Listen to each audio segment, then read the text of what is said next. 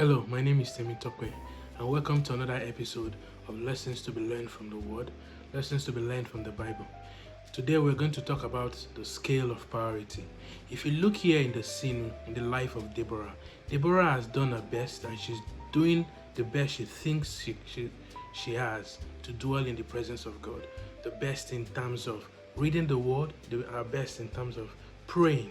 But however, she finds herself constantly distracted by her friends. It's the same thing we find ourselves in life today. A lot of distractions around us. But the best way for us to eliminate and to remove distraction is to prioritize the important things in our life. And the number one important thing in our life is God.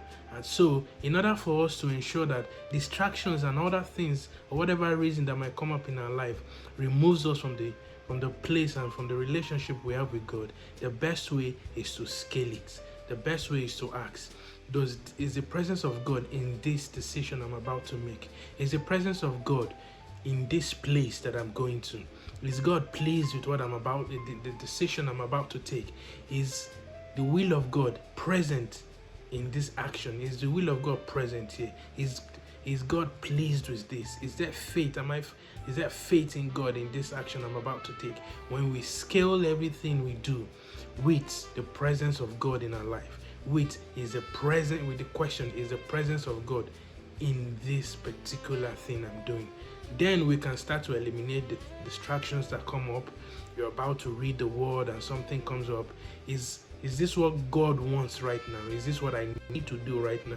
What is the number one thing that is necessary for me to do at every moment of the day, at every period of the week, the month, and the year? You sit down and you know my number one priority is the presence of God in my life.